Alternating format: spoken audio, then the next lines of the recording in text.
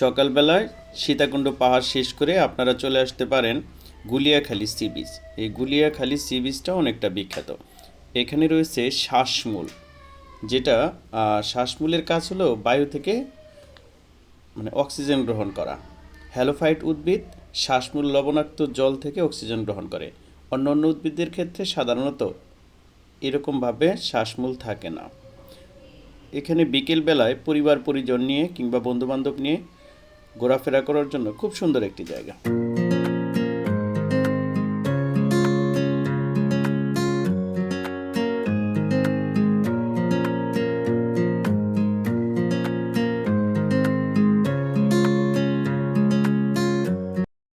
আপনারা ঘোরাফেরা শেষ করে কক্সবাজারের মতো বা অন্যান্য পর্যটন এলাকার মতো এখান থেকে ছোট ছোট জিনিসপত্রগুলো কিনে নিতে পারেন।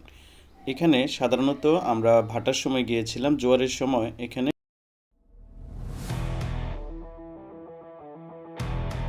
গুলিয়াখালী সি বিচ শেষ করে এখানে সীতাকুণ্ডের সবচেয়ে বিখ্যাত হোটেল ভাবির হোটেল, এখানে দুপুরের খাবার খেতে পারেন।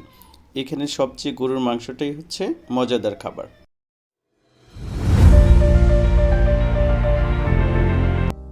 দুপুরে খাবার শেষ করে আপনারা জাহাজ কাটায় যেতে পারেন। এই জাহাজ কাটার অপূর্ব সৌন্দর্য আপনাকে মুগ্ধ করবে। এই জাহাজ কাটার এখান থেকেই সন্দ্বীপ উপজেলায় যেতে হয়। সবশেষে আপনারা চলে আসতে পারেন জাহাজের অর্থাৎ পুরাতন জাহাজের যে জিনিসপত্রগুলো রয়েছে সেই মার্কেটে।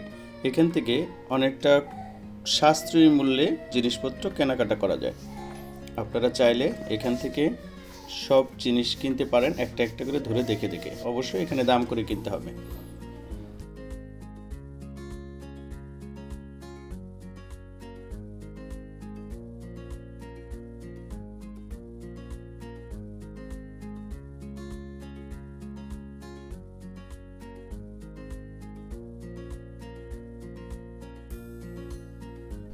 অবশেষে বাড়ি ফেরার পালা। আল্লাহ হাফেজ।